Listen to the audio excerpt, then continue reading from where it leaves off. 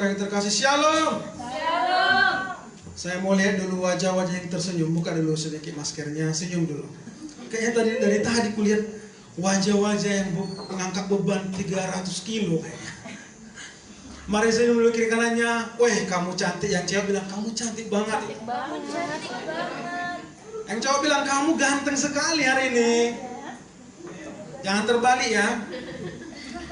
Dan yang dipuji itu kalau bisa pasangannya. Jangan salah puji ya kan. Nah, boleh sih dikit-dikit.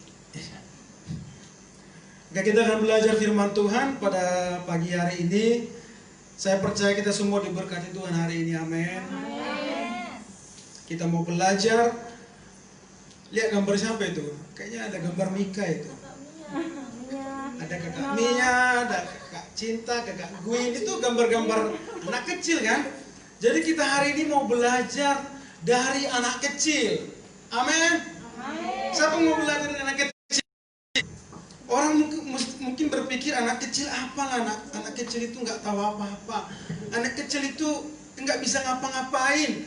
Tapi ada hal yang kita pelajari dari anak kecil. Berbicara mengenai belajar dari anak kecil itu bukan bicara karakter ya. Dalam artian gini, bukan bicara karakter anak kecil yang secara umumnya suka nangis, suka ngompol. Jadi bukan berarti saya bilang kita belajar dari anak kecil nanti pulang-pulang ngompol di celana, nggak mungkin kan?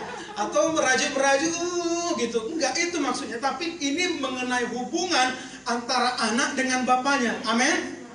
Ini bicara hubungan seorang anak dengan bapaknya, gimana respon seorang anak memiliki bapak di dalam dunia ini. Makanya kita perlu belajar supaya jangan salah kaprah. Oh, kan kadang-kala kita berkhotbah, firman Tuhan selalu bilang, dewasalah kamu secara rohani, jangan seperti kanak-kanak. Nah, saya mau jelaskan hari ini, saya mau luruskan dulu, yang dimaksud dengan khotbah hari ini bukan bicara karakter anak-anak pada umumnya, amin. Tapi ini lebih kepada hubungan anak kepada bapaknya. Oleh karena itu kita buka dulu Matius pasal yang ke-18 ayat yang pertama dan sampai ayat yang ke-5. Saya rindu kita semua bangkit berdiri. Nanti yang laki-laki ayat yang pertama, nanti yang terakhir kita sama-sama. Matius pasal yang ke-18. Yang anak-anak diam dulu ya. Kalau sudah dapat katakan amin. Kita baca yang laki-laki 2-3 ya. Pada waktu itu datanglah murid-murid itu kepada Yesus dan berkata, siapakah yang terbesar dalam kerajaan surga? Maka Yesus memanggil seorang anak kecil dan menempatkannya di tengah-tengah mereka. Lalu berkata, aku berkata kepadamu, sesungguhnya jika kamu tidak bertobat dan menjadi seperti anak kecil ini, kamu tidak akan masuk ke dalam kerajaan surga. Sedangkan barang siapa merendahkan diri dan menjadi seperti anak kecil ini, dialah yang terbesar dalam kerajaan surga. 2-3 ya. Dan barang siapa menyambut seorang anak kecil seperti ini dalam namaku, ia menyambut aku. Amin. Silakan dulu saudaraku yang terkasih. Nah, semalam kami juga berbincang-bincang mengenai sharing lah di sini dengan Bapak Andreas. Kita berbicara juga tentang karakter anak kecil ya. Nah, dikatakan di ayat yang ketiga itu, lalu berkata, aku berkata kepadamu, sesungguhnya jika kamu tidak bertobat, ingat garis bawah bertobat, dan menjadi seperti anak kecil ini, kamu tidak akan masuk dalam kerajaan surga. Dan yang keempat, sedangkan barang siapa merendahkan dirinya dan menjadi seperti anak kecil ini, dialah yang terbesar dalam kerajaan surga. Nah, kalau kita flashback dari perikop ini adalah murid-murid yang bersifat duniawi yang mengingini nanti siapa yang terbesar dalam kerajaan surga. Tapi Tuhan justru tidak memilih dari antara mereka atau Petrus atau Yakobus atau Yohanes, orang yang dekat dengan Yesus. Tapi justru Tuhan mengambil seorang anak kecil dan mencontohkan bahwa kalau kamu mau menjadi orang terbesar dalam kerajaan surga, kamu harus seperti anak kecil ini. sangat bertolak belakang dengan pemikiran rasul-rasul itu yang berpikir bahwa mereka sudah berbuat banyak untuk Kristus. Mereka sudah melayani ke sana sini, mereka sudah melakukan bersama dengan Tuhan penginjilan kemana-mana bersama dengan Yesus. Tetapi justru Tuhan mencontohkan orang terbesar dalam kerajaan surga adalah seperti anak kecil. Oleh karena itu, pada siang hari ini kita mau belajar kenapa sih Tuhan Yesus mencontohkan anak kecil. Kenapa tidak Petrus saja? Petrus adalah seorang pemimpin rasul. Dia orang lebih dominan, yang suka berbicara. Ya, dia yang lebih terdepanlah di antara rasul. Tapi Tuhan tidak mencontohkan Petrus. Tapi Tuhan justru mencontohkan anak kecil. Yang kecil itu. Makanya kita akan belajar di poin yang pertama saya ambil. Kenapa Tuhan mencontohkan anak kecil? Yang pertama, anak-anak sangat mencintai bapaknya. Katakan, anak-anak sangat mencintai bapaknya. Ini yang Tuhan maksudkan kepada rasul-rasul supaya mengerti bahwa anak-anak itu sangat mencintai bapaknya. Yang udah punya anak, saya perhatiin yang paling saya lihat lah, Mika, Rafael, Gwyn, cinta kasih kalau melihat bapaknya langsung berlari ke bapaknya. Di situ saya katakan ia ingin selalu bersama dengan bapaknya. Itulah sifat naluri atau karakter murni dari anak. Anak-anak itu nggak harus kita nasihatin, kamu harus datang sama bapakmu. Tidak. Walaupun dia kecil tidak bisa bicara, dia melihat bapaknya secara naluri dan dari hati dia akan datang kepada bapaknya. Nah, ini yang Tuhan maksudkan di dalam kehidupan kita. Kita belajar dari seorang anak yang kecil. Dia tanpa diperintah, tanpa tidak diajar-ajari, dia akan merespon di dalam dirinya sendiri bahwa dia sangat mencintai bapaknya. Bagaimana dengan kita yang berkata, aku ini anak Tuhan, aku ini anaknya Tuhan Yesus Kristus? Apakah kita memiliki karakter seperti anak kecil ini yang selalu rindu bersama dengan bapaknya? Saya percaya anak-anak mau dewasa kalau udah pulang kampung, biasanya anak-anak lebih rindu sama bapaknya atau mamanya? Rata-rata sama bapaknya ya? Sama mama ya? Oh, sama mama. Itu it's okay. Tak masalah, tapi karena saya mau katakan bukan berarti mama itu sama aja. Mama dengan papa satu. Jadi karena satu mama tambah papa satu jadi berapa?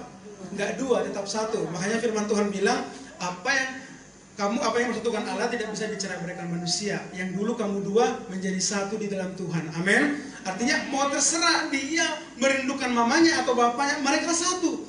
Tapi yang saya maksudkan di sini, seorang anak akan selalu mencintai orang tuanya. Tidak ada manusia yang tidak mencintai orang tuanya. Bahkan udah sampai menikah sekalipun, hatinya sudah terbelah menjadi dua, satu kepada kekasihnya atau menjadi suami atau istrinya, dia tetap akan cinta kepada orang tuanya. Betul nggak? Saya minum dulu. Karena itu nurani daripada kehidupan manusia.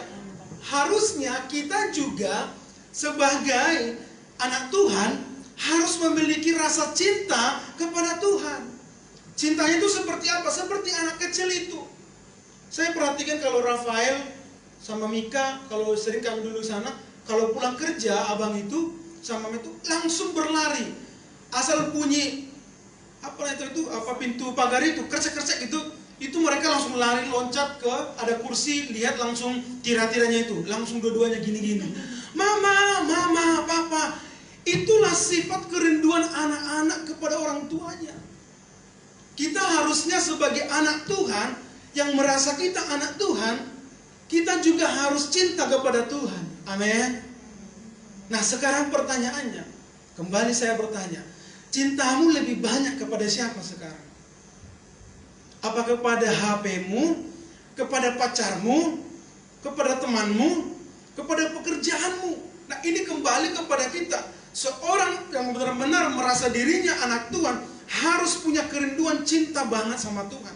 Dalam bentuk apa kita cinta kepada Tuhan? Kita merindu beribadah kepada Tuhan. Kita rindu ngobrol sama dia. Seorang anak akan selalu rindu berbicara kepada orang tuanya. Lewat apa kita berbicara kepada Tuhan? Lewat membaca kebenaran firman Tuhan. Lewat kita berdoa. Disitulah bentuk cinta kasih kita kepada Tuhan.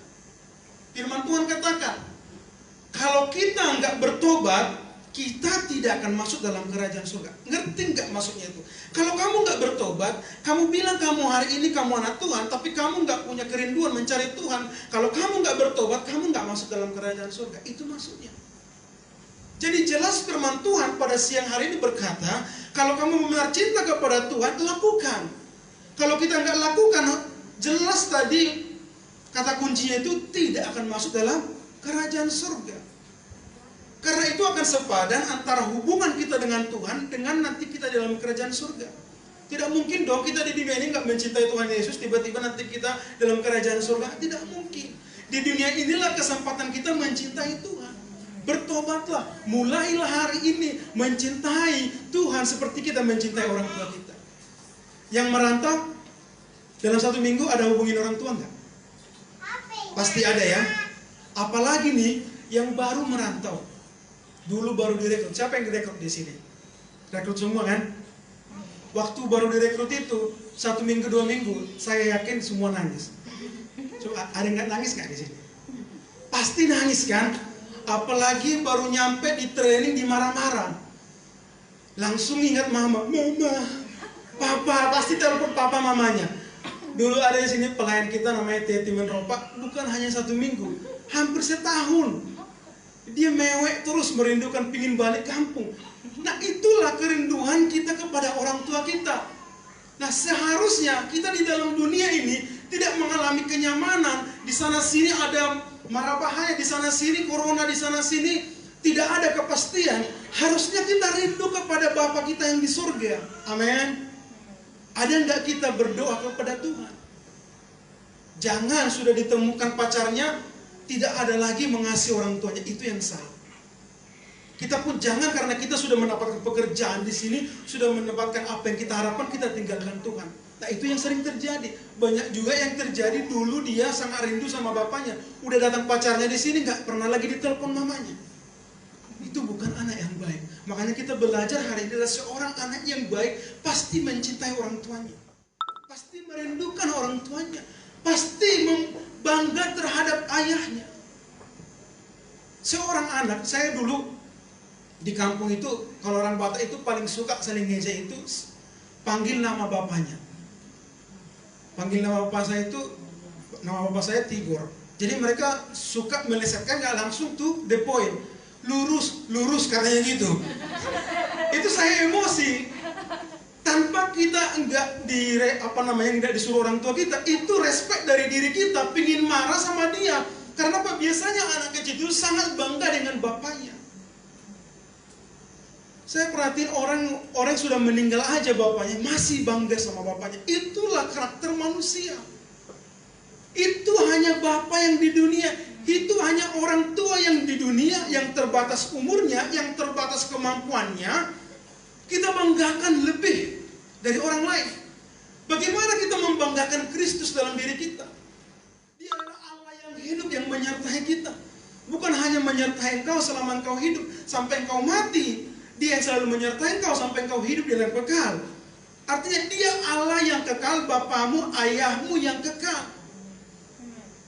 Bapak kita yang di dunia hanya bertahan 70 sampai 80. Tapi Yesus adalah Allah kita, bukan hanya sebagai Allah. Saya selalu berkata, sekarang saya kalau berdoa, saya nggak sebut dia sebagai Allah aja. Tapi ayah, bapak, papa. Karena Tuhan tidak akan merasa dia rugi kalau kita panggil dia bapak. Justru dia senang karena kita anaknya. Kan kamu adalah anakku. Wajib kita panggil dia ayah, nggak masalah. Dia adalah Bapa yang kekal, yang menyertai kita tanpa batas waktu. Bahkan firman Tuhan katakan di Mazmur, walaupun ibumu meninggalkan engkau, bapamu meninggalkan engkau, aku sekali-sekali tidak akan meninggalkan engkau. Itu terbukti dari apa? Banyak orang tua sekarang yang membunuh anaknya. Yang paling sadis kemarin itu yang lagi viral, seorang ibu dan ayah memutilasi anak yang kembar. Nonton nggak di TV itu? Anak perempuan umur sekitar 2 tahun dimutilasi. Atau dimutilasi apa enggak? Oh, itu bukan yang dimutilasi, itu yang di apartemen itu ya. Tapi ini mereka bunuh anaknya hanya karena nggak pandai belajar online kalau nggak salah ya. Daring. Itu dimutilasi, dibunuh 2 orang loh, kembar lagi. Tidak ada lagi kasih seorang bapak. Banyak lagi di dunia ini kejadian seorang orang tua yang rela membunuh anaknya, bahkan meninggalkan anaknya, tidak memperdulikan anaknya. Tapi perhatikan, Yesus sekalipun engkau pernah menyakiti dia, bahkan meninggalkan dia berpuluh-puluh tahun, kalau engkau datang kepada dia, firman Tuhan bilang, waktu orang yang anak bungsu itu meninggalkan Tuhan, waktu dia datang kepada Tuhan, orang tuanya itu berlari langsung mendekat dia, memeluk dia. Itulah cinta seorang Tuhan Yesus. Banyak di antara kita bahkan yang tiap hari berdosa, tiap hari berdosa, tiap hari berdosa, tiap hari kita datang sama Tuhan minta ampun. Tuhan selalu menerima kita. Coba sama orang tua kita, tiap hari nyuri uangnya, besok nyuri uangnya, besok kita ditabok sama orang tua kita. Tapi Tuhan selalu sayang sama kita. Bahkan banyak hal kesaksian yang dulu dia pernah membunuh orang, seperti Paulus membunuh anak-anak Tuhan, tapi saking cintanya Tuhan tetap menerima dia. Banyak orang yang bersaksi dulu gimana jahatnya dia, tapi Tuhan gak perhitungkan. Bahkan Tuhan bilang, aku tidak mengingat semuanya itu. Sejauh timur dari barat, aku melupakan semua kesalahanmu. Bahkan kalau orang tua di dunia udah anak kandung sendiri, walaupun dalam konteks tadi seorang anak dengan bapak itu ada ikatan yang luar biasa, tapi ada loh orang tua yang tidak mengampuni anaknya karena banyak hal mungkin dia lakukan, atau seorang anak tidak mengampuni orang tuanya.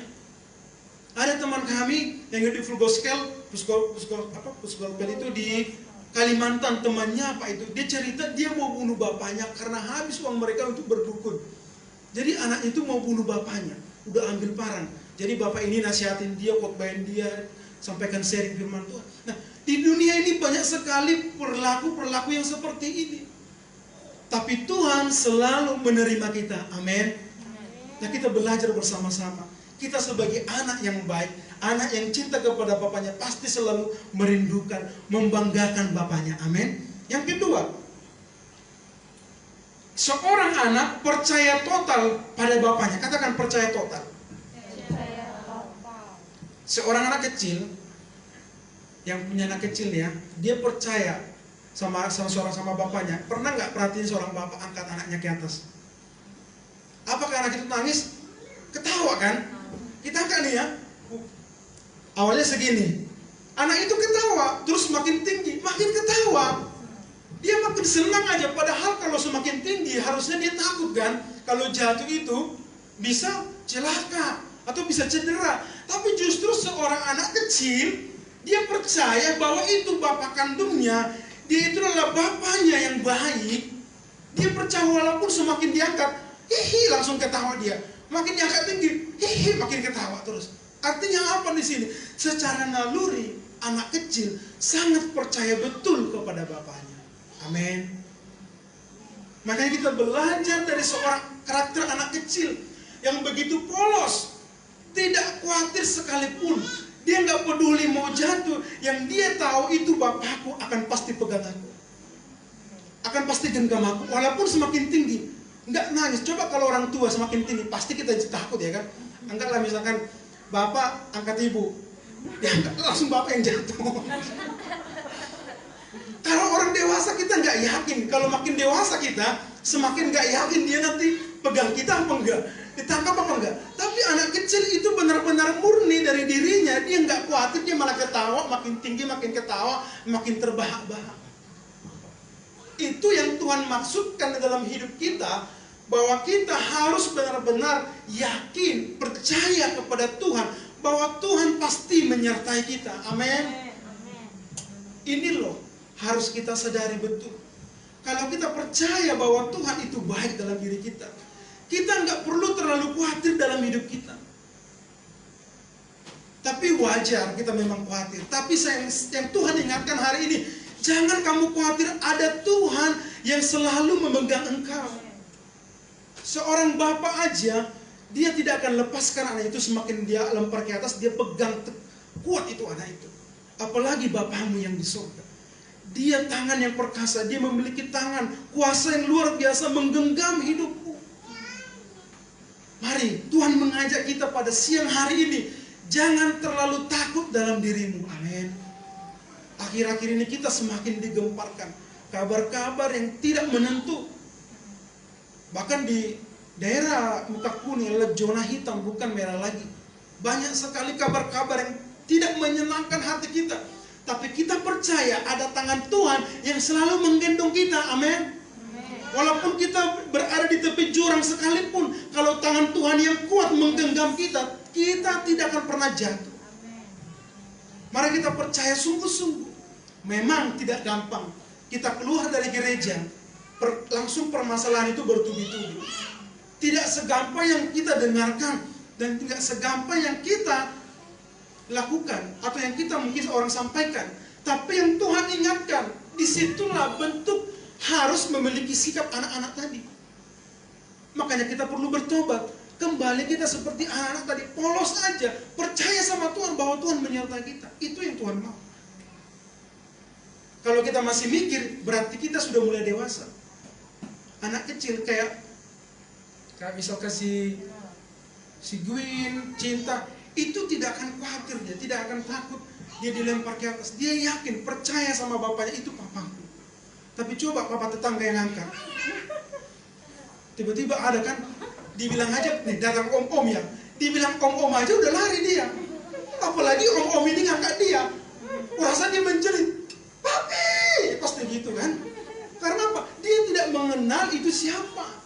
Harusnya kita kalau mengenal Yesus itu sebagai Bapa kita, kita harus percaya. Amin. Saya mau lihat dulu yang punya masalah. Jangan malu-malu, saya juga punya masalah. Tapi mau kita lemparkan masalah itu secara secara rohani. Mari lemparkan, angkat tanganmu, ambil masalah dalam tubuhmu, dalam dirimu, dalam pikiranmu, angkat, lemparkan, buang. Amin. Buang masalah itu. Ingat Tuhan Yesus menggenggam tanganmu. Seorang Bapa yang baik tidak akan melepaskan engkau.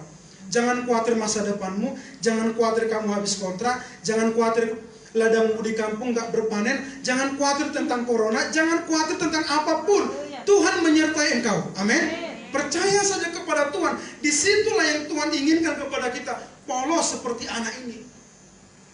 Justru rasul-rasul banyak berpikir bercabang-cabang pikirannya. Kekhawatiran ada, ketakutan ada. Tapi kalau kamu tidak bertobat, tidak belajar seperti anak kecil, kamu tidak layak masuk dalam kerajaan surga.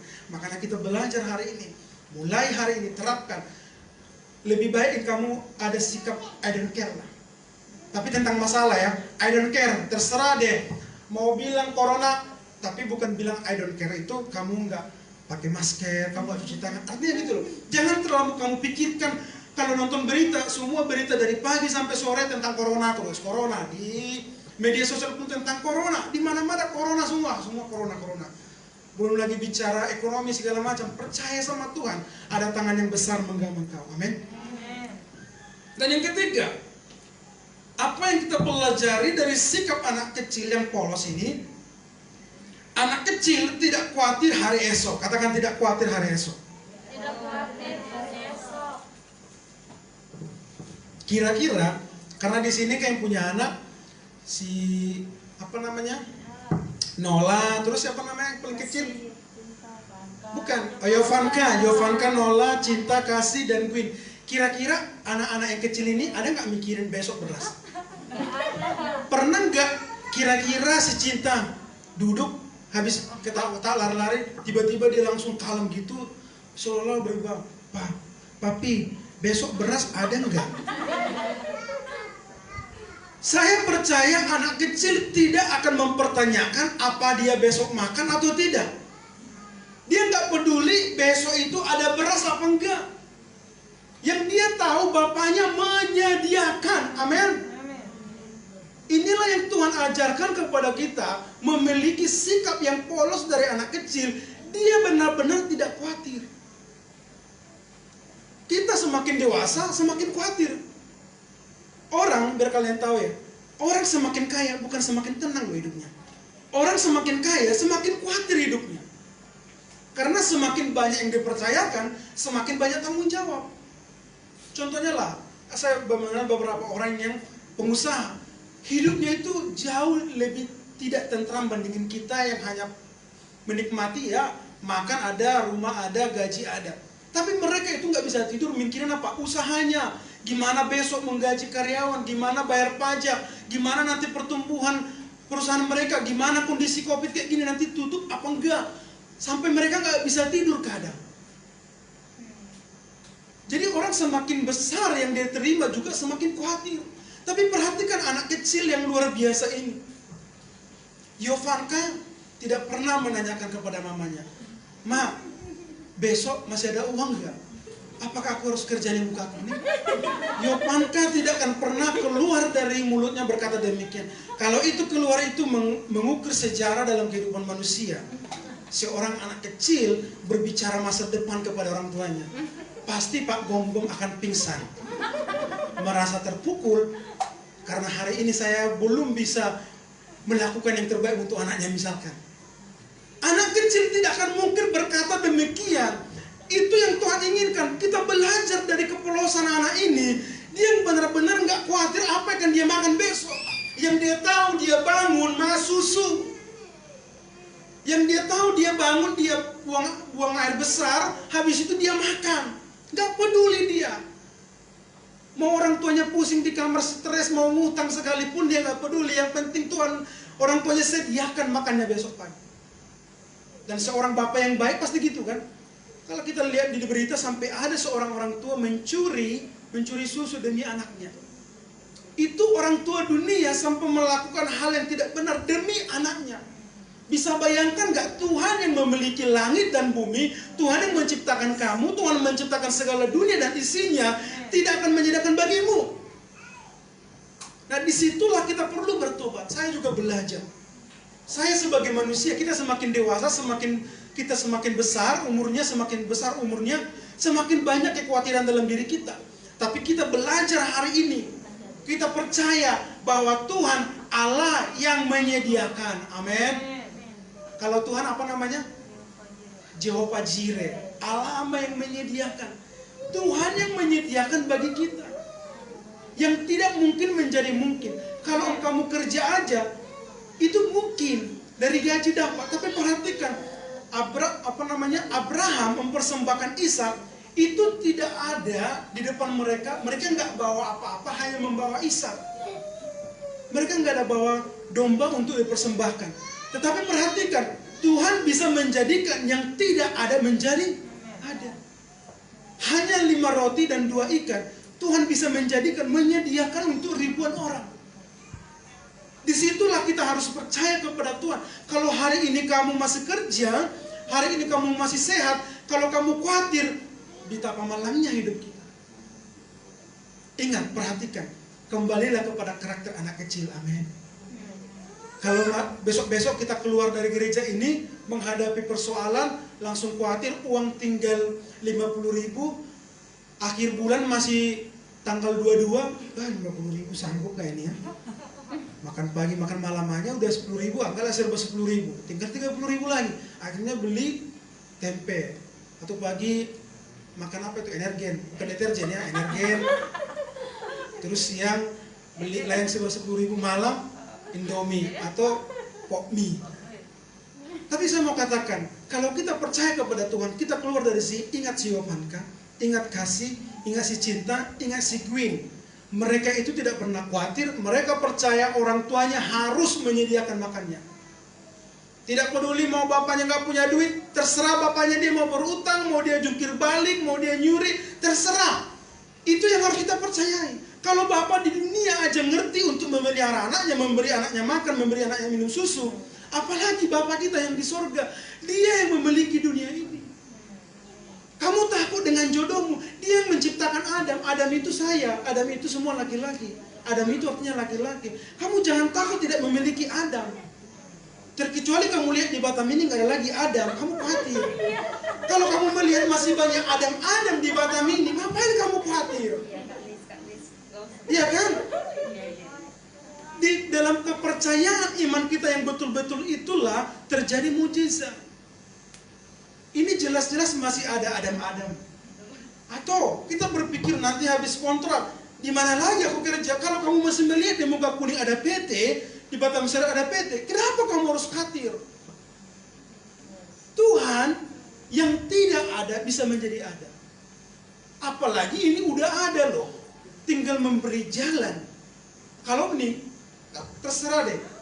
Kita anggap aja, Batam ini tiba-tiba semua kosong, gak ada perusahaan. Kalau memang Tuhan tempatkan kita di sini, bisa aja Tuhan dirikan perusahaan di sini. Tapi bukan Tuhan yang dirikan, Tuhan kirim orang lain bangun di Batam ini. Amin. Itu artinya apa? Tuhan selalu menyediakan. Bukan yang ada, justru yang tidak ada Tuhan bisa sediakan. Apalagi di depan mata kita, kalau masih khawatir, masih ada PT yang buka, masih banyak laki-laki berserak di Batam ini, masih banyak cewek berserak, ya kan? Kamu keluar dari sini berserak di situ, jalan-jalan, muter-muter, kan itu berserak, itu janji. Ngapain kamu khawatir nggak ada jodohmu, nggak ada nanti pendampingmu? Nah disinilah kita betul-betul percaya, amin. Jadi bukan hanya sekedar kita mendengar, tapi kita praktekkan, kita percaya kepada Tuhan. Jadi ingat ya, keluar dari sini mengalami masalah, langsung nih mengalami masalah nih. Ingat Yovanka, ingat cinta. Mereka pasti dikasih makan sama bapaknya. Apalagi bapakmu yang di surga. Amin. Firman Tuhan bilang, Bapa di dunia, seorang anak minta roti tidak pernah dikasih kalajengking. Seorang bapak di dunia memberi, seorang anak minta kepada bapaknya minuman tidak dikasih racun. Atau ada di sini pernah bapak kita, Ma, belikan dulu aku roti, pulang-pulang dibawa kalajengking. Nina, gak, itu gila itu. Atau pulang-pulang kan, Ma, dari pasar ya, nanti bawa lah ya mak kue-kue.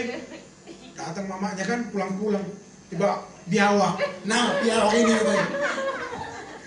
Itu orang tua yang gak beres kayak gitu. Bahkan John Kay loh, pembunuh bayaran.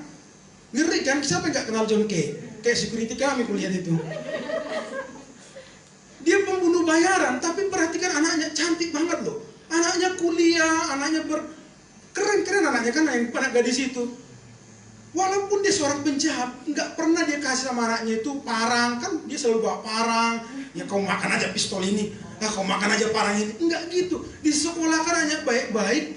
Bahkan kalau ditanya nih ya, kita ke penjara nih, melayani seperti permintaan Bapak Andreas, nanti sama Bapak Robin juga kan, kita misalkan ke penjara, melayani orang di penjara, kita tanya, Pak kira-kira ada nggak kerinduan Bapak supaya anak Bapak nanti masuk penjara semua? Ada nggak kira-kira Bapak ini yang menjawab itu? Sejahat-jahatnya penjahat tidak ingin anaknya ikut di penjara. Kalau ada seorang bapak, misalkan kita tanya, Pak, berapa anak Bapak? 3 Pak, laki-laki semua. Wah luar biasa Pak. Kira-kira Pak nanti cita-cita Bapak untuk anak Bapak apa? Wah saya rindu Pak anak saya jadi penghuni lapas Nusa Kambangan Pak. Yang berkelas-kelas lah. Saya nggak mau yang di Barelang itu, Barelang ini cemen-cemen itu Pak. Kalau bisa Pak di penjara Guantanamo Pak, yang teroris di Amerika katanya. Seorang orang tua nggak mungkin menginginkan anaknya seperti itu. Amin. Apalagi Bapamu yang di surga. Ingat Bapak yang dunia aja mengecewakan, tapi Bapak yang di surga tidak pernah mengecewakan. Amin. Makanya mulai hari ini hidupi Tuhan di dalam dirimu. Percaya Dia adalah Bapa yang abadi, Bapa yang kekal, Bapa yang hidup. Amin. Makanya hanya di orang Kristen aja yang panggil Tuhannya Bapa. Cari agama lain, ada nggak orang atau umatnya yang memanggil Tuhan itu Bapa? Nggak ada. Hindu, Om, ya kan? Iya kan? Kalau Buddha, Brahma, kayak gitu-gitulah kan. Kalau sana tulisannya beda, panggilannya beda, ya kan? Yang seberang itu kan. Tapi kita Bapa. Kamu adalah anakku. Kamu tidak lagi disebut sebagai teman, bukan hanya sahabat, tapi anak. Amin. Jadi percaya kalau kamu pernah merasa di mana dilindungi Bapamu, jauh dari itu Tuhan melindungi engkau. Amin. Dan yang keempat. Oh, biar lengkap dulu ada satu ayat tadi firman Tuhan di Efesus 1 Petrus 5 ayat 7 ya. Next tadi. Serahkanlah segala kotoranmu kepadanya sebab Ia yang memelihara kamu. Amin. Yang terakhir, yang keempat, anak-anak tidak bekerja. Apa yang dimaksud di sini? Artinya gini, anak-anak tidak pernah bekerja. Apakah Ibu Teti mempekerjakan paksa Yovanka? Sampai rumah langsung tulis tugasnya, nyuci piring. Nyuci piring nggak makan. Atau nyapu rumah. Kalau nggak disapu nggak boleh makan. Keluar kamu, cari mamamu. Tidak akan. Artinya yang dimaksud di sini artinya anak-anak tidak bekerja. Kita walaupun kita melakukan pekerjaan kita harus ingat itu bukan perbuatan kita. Maksudnya gini loh ya. Bukan berarti Tuhan ajarkan kamu nggak kerja, terus kamu diberkati Tuhan. Ya kita tidur aja semua. Anak GB Babel Plaza, firman Tuhan bilang jangan kita kerja seperti anak kecil, di rumah aja. Datang nanti sembako dari Pak Rudi, datang nanti dari tetangga, datang nanti dari bukan itu maksudnya. Ingat, kita pun hari ini bekerja itu bukan karena kekuatan kita, tapi Tuhan yang bekerja di balik dari kehidupan kita. Amin. Pernah nggak lihat orang dia bekerja mati-matian tapi nggak ada hasil? Itu berarti Tuhan tidak ikut bekerja dalam dirinya. Dia kerja mati-matian. Saya pernah ada lihat orang dia bekerja 7 to 7, gajinya 8 juta, tapi badannya kurus, penyakitan, nggak punya rumah, nggak punya apa-apa, orang tuanya juga masih tak menderita. Ada nggak perhatiin orang seperti itu? Ada. Atau dia udah lama banget di Batam ini. Di Batam ini dia udah dari kita belum lahir. Atau mungkin udah 20 tahun di Batam ini, tapi tidak memiliki apa-apa. Dalam artian bukan hanya bentuk materi ya, sukacita nggak ada, muka mutung, anak juga semua kuring-kuringan, ataupun segala macam lah. Artinya tidak ada peningkatan hidup. Itu karena apa? Dia tidak melibatkan Tuhan yang bekerja dalam dirinya. Yang dimaksud di sini seorang anak tidak bekerja. Kita maksudnya di sini sebagai dewasa kita bekerja. Jangan kita merasa itu kekuatan kita. Jangan kita merasa itu karena kehebatan kita. Kita harus berkata, aku ini hanyalah bejana yang siap dipakai Tuhan. Tapi Tuhan adalah yang memberi buah, yang memberkati kita. Makanya firman Tuhan sampai bilang, justru Tuhan memberkati orang yang dikasihnya waktu tidur. Kita nggak usah bersusah payah, saya nggak harus masuk malam masuk pagi, saya nggak harus stres mikirin gimana, tapi Tuhan sediakan yang secukupnya. Bicara itu banyak itu relatif, banyak itu sedikit itu relatif. Kalau kita bilang saya John Kennedy kaya, kalau bagi itu Bill Gates atau bagi Warren Buffett itu kecil, miskin lagi. Kalau saya bilang, kalau saya bersyukur kepada diri saya dengan kapasitas saya bersyukur saya diberkati Tuhan. Tapi kalau saya bandingkan saya ke Pak John Kennedy, saya orang paling miskin di hadapan dia. Artinya kaya, banyak, kecil itu relatif. Amin. Tergantung itu ukurannya apa. Tapi di sini kita percaya bahwa apapun yang kita kerjakan, apapun yang kita lakukan, itu semua pemberian Tuhan. Amin. Bahkan sampai keselamatan, firman Tuhan bilang, jangan seorang pun memegahkan dirinya. Bukan karena kehebatan kita, bukan karena kelakuan kita diselamatkan, tapi semua kasih karunia. Bukan hanya bicara keselamatan kasih karunia, tapi hidup kita semua kasih karunia. Karena apa? Kita sudah ditebus murni dari Tuhan. Artinya kalau hari ini kamu masih sehat, itu kasih karunia. Amin. Kalau hari ini kamu masih kerja, itu kasih karunia. Jangan seorang pun menganggap dirinya bahwa kamu itu kuat. Jangan bilang kamu sekarang udah permanen, itu karena saya pintar, itu karena saya cantik, itu karena saya ganteng, akhirnya saya permanen. Jangan. Orang sombong akan gampang sekali dijatuhkan oleh Tuhan. Jangan pernah sombong. Apapun posisimu hari ini, mungkin kita sudah permanen, mungkin kita pegawai negeri, mungkin kita sudah memiliki fasilitas ini dan itu, jangan sombong. Mulai berkata, semua itu karunia Tuhan. Amin. Semua itu pemberian Tuhan. Tidak ada yang kita bisa banggakan dalam hidup ini. Seorang yang kaya sekalipun bisa langsung jatuh. Seorang yang hebat sekalipun bisa langsung jatuh. Contohnya banyak politik dia dulu dibangga-banggakan, dia jatuh masuk penjara, dihina orang, dikunjungin pun tidak.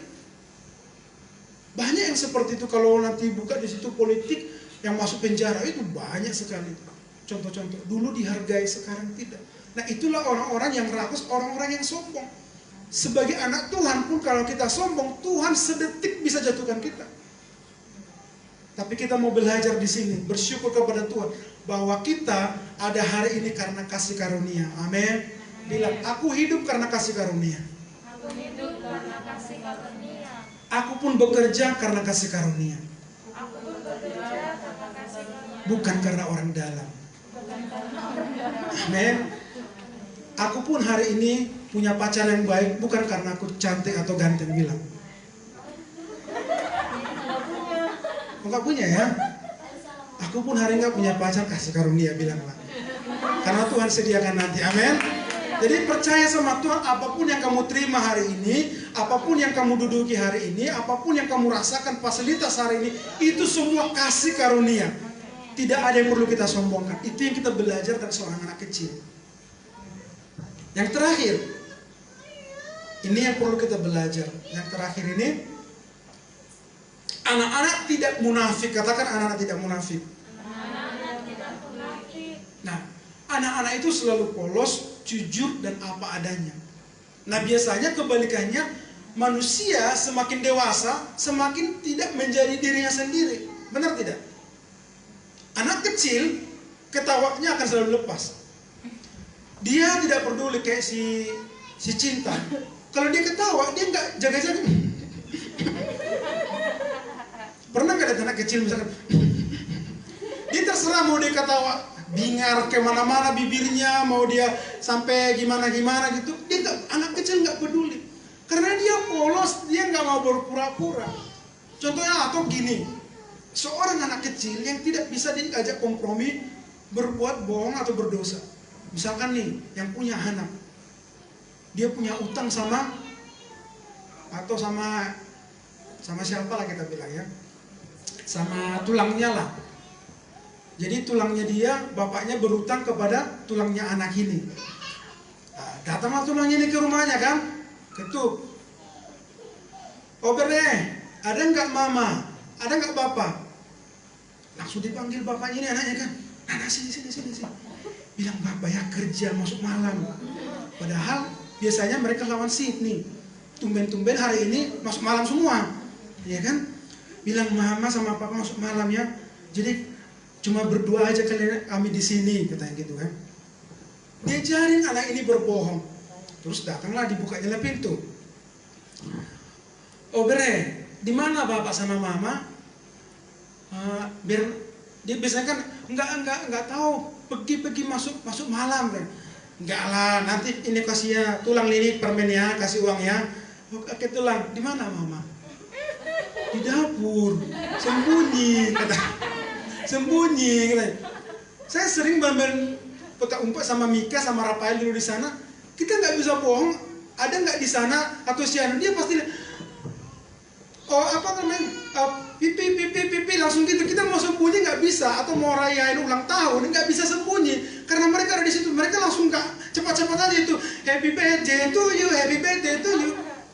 Itu kepolosan anak kecil. Anak kecil nggak bisa diajak berbohong.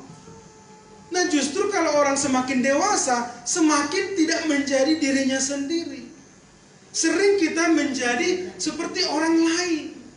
Ini yang Tuhan maksud. Kalau kita sebagai anak Tuhan, jangan kita sebagai bunglon. Sebagai kita anak Tuhan, harus memiliki karakter, baik kita di gereja maupun di luar, harus tetap menjadi anak Tuhan. Itu yang Tuhan maksud di sini.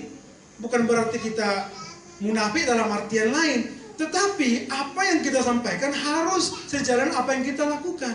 Kalau kita tidak melakukan, lebih baik kita jujur. Itu yang Tuhan ajarkan kepada kita. Nah jujur aja kepada kita yang dewasa, baik saya, baik semua orang, akan selalu menutupi apa yang tidak benar, dan selalu mendepankan apa yang terlihat benar di depan orang. Nah kita belajar dari anak kecil ini. Karena itu hari ini Tuhan ingatkan kita, bertobatlah, amin. Belajar kita jujur di hadapan Tuhan. Kalau kita sebagai anak Tuhan, kita harus menunjukkan kita juga anak Tuhan di luar sana. Dengan cara apa? Jangan kita di gereja haleluya, kita di luar haleluya. Kita di sini berdoa, memuji Tuhan, menyembah Tuhan luar biasa. Di luar kita mulai menggila. Kegilaan kita mabuk, kita ngomong gak jelas, kita ngomong jorok sama orang, kita ngomongin orang, segala macam. Baiklah kita harus sama, baik kita di gereja maupun di luar. Amin. Ingat firman Tuhan. Kalau saya mau kita baca sama-sama deh. Ayat yang ketiga ini. Jadi yang 5 poin tadi ini, kata kuncinya itu di ayat yang ketiga. Kita baca 2-3 ya. Lalu berkata, aku berkata kepadamu, sesungguhnya jika kamu tidak bertobat dan menjadi seperti anak kecil ini, kamu tidak akan masuk dalam kerajaan surga. Jadi jelas ya, kalau kita nggak mau berubah seperti sikap anak kecil yang tadi, kita nggak layak masuk dalam kerajaan surga. Karena di surga tidak ada orang munafik. Amin. Tidak ada orang yang berpura-pura. Lebih baik jujur. Kalau saya bilang misalkan kita harus berdoa, saya selalu bilang kan, kadang-kala saya juga kadang doa, kadang enggak. Lebih baik kita jujur apa adanya. Saya juga kadang agak alay. Ya terserah. Ya itulah kealayan saya. Iya kan?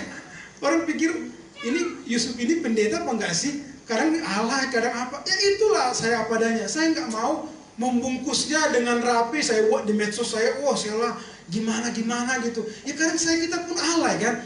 Emang di dunia nggak ada yang alay? Pak Jokowi pun bisa alay loh. Ini dia. Tapi tersiar juga, bisa juga dia goyang. Yo ayo kan ada juga. Artinya di dalam kehidupan manusia tidak akan selalu formatif. Wah semua harus formal gimana? Ngomong haleluya. Saya hari ini sungguh diberkati Tuhan. Saya melihat Anda penuh kemuliaan Tuhan.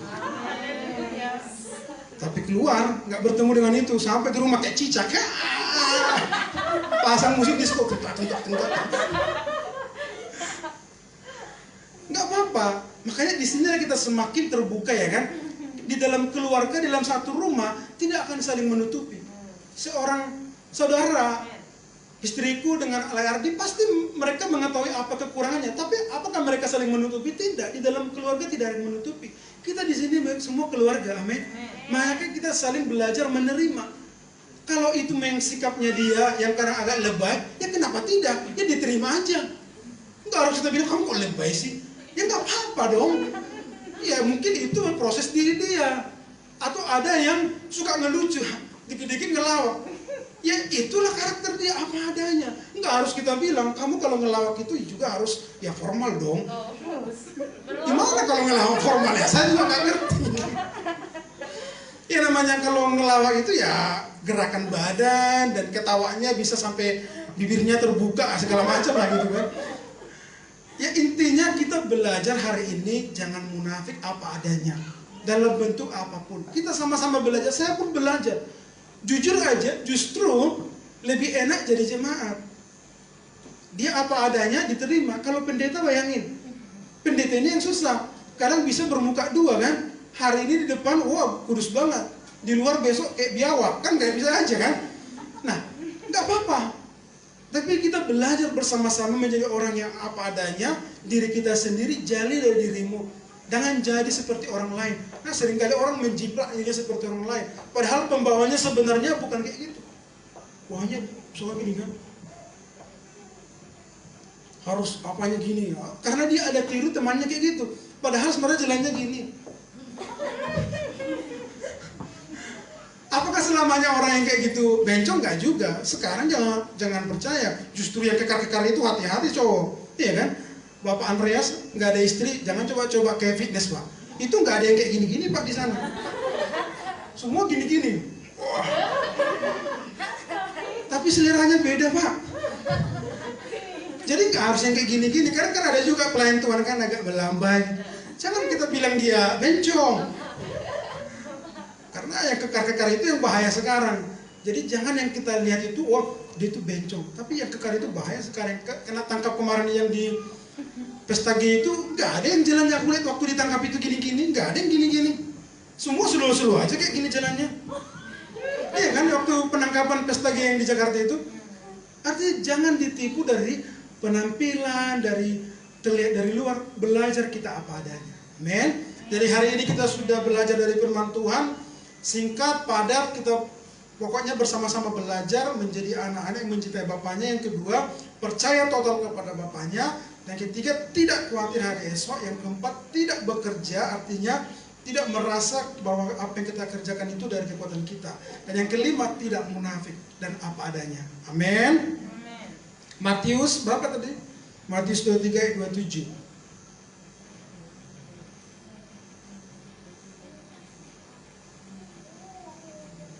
Nah, bukan seperti orang-orang Farisi ini ya.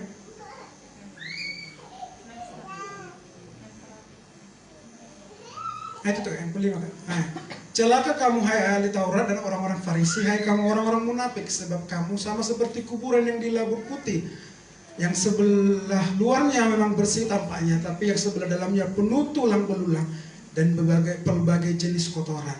Nah, ini yang Tuhan ingatkan, jangan kita seperti orang Farisi. Wah, dia berbicara, kami puasa, kami melakukan ini di dalam bait suci, tapi pikiran mereka kotor, seperti dalam kuburan. Kita kalau ke kuburan di Danau Toba sana kan, di Munaposokit sana, kuburan kayak istana raja kan. Wah, bertugu-tugu ke atas, cantik, rumahnya reok-reok, tapi dalamnya apa semua? Tulang belulang, ulat, kecoa. Ya gimana bangkai, kita bangkai tikus saja udah mau muntah, gimana bangkai orang yang sebesar itu? Wah, jauh-jauh lah itu ya kan. Nah, inilah orang-orang munafik itu. Di luar terlihat bagus tapi di dalamnya kotor. Nah, kita belajar. Artinya gini loh ya, jangan langsung lihat kiri kanan, kamu yang munafik itu. Enggak. Kita belajar sama-sama, amin. Jangan menghakimi, jangan menuduh. Amin. Itu firman Tuhan, jangan langsung lihat kiri kanan, kamu yang munafik. Itu syari itu yang munafik, itu syari itu. Jangan. Langsung tuduh diri kita, amin. Kita berasa, saya itu yang munafik, saya mau belajar, saya mau sungguh-sungguh, saya mau terbuka di hadapan Tuhan, amin. Dan panggil si Prana, kita akan bernyanyi untuk Tuhan.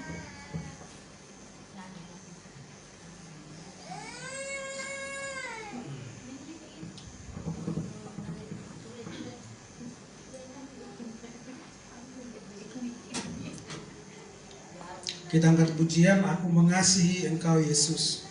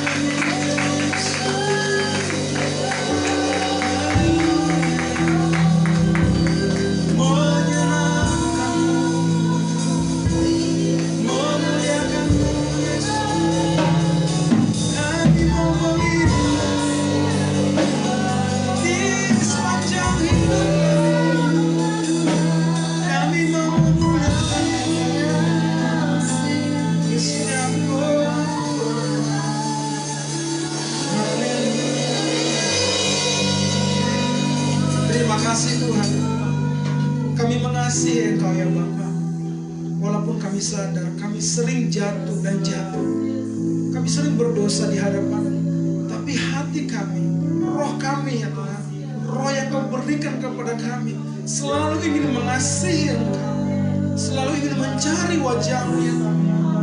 Dan kami percaya Engkau jauh lebih mengasihi kami, lebih dari yang kami tahu, lebih yang kami pikirkan. Karena Engkaulah yang datang kepada kami ya Tuhan, menembus kami, memegang kami. Terima kasih Tuhan buat kebenaran firman-Mu hari ini yang sudah memberkati kami. Biarlah Tuhan kami belajar seperti anak kecil yang percaya kepada Bapaknya. Ajar kami percaya kepada Engkau dengan tulus dan yakin ya Bapa. Kami juga Tuhan belajar percaya kepada Engkau sendiri, bahwa Engkau selalu menyertai kami ya Tuhan.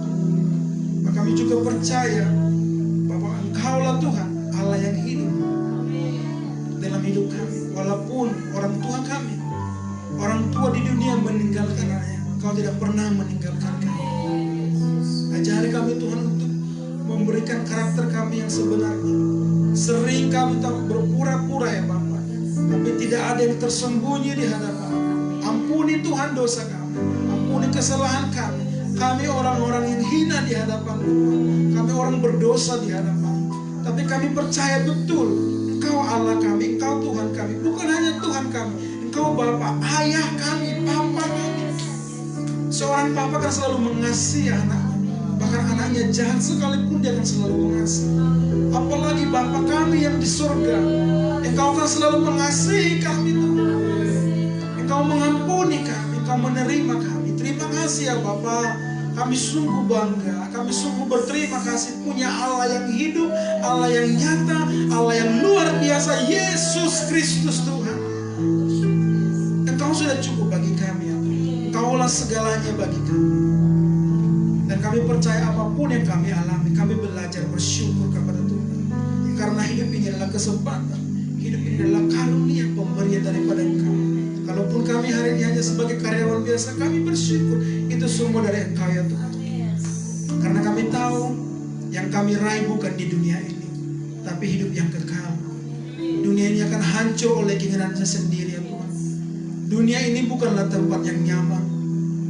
Dimanapun kami berada tidak nyaman Tuhan. Hanya Engkaulah tempat kami untuk bernaung ya Bapa. Berkati seluruh jemaat Tuhan yang sudah mendengarkan firman-Mu. Mereka pulang membawa harapan yang baru.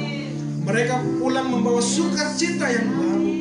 Walaupun secara nyata mereka keluar dari tempat ini mengalami masalah, tapi kami punya pegangan bahwa Engkau selalu bersama dengan kami ya Tuhan. Terima kasih Bapa, biarlah firman-Mu terus hidup di dalam kami. Mungkin hari ini kami sudah berhenti mendengar, tapi Roh Kudus-Mu terus mengingatkan kami dan mengajari kami ya Bapa. Biarlah segala kemuliaan hormat hanya bagi-Mu. Dalam nama Tuhan Yesus Kristus kita sudah yang diberkati, sama-sama katakan amin. Puji nama Tuhan, boleh lambaikan tangannya Bapak Ibu Saudara-saudari yang diberkati Tuhan. Luar biasa. Amin. Amin. Amin. Amen.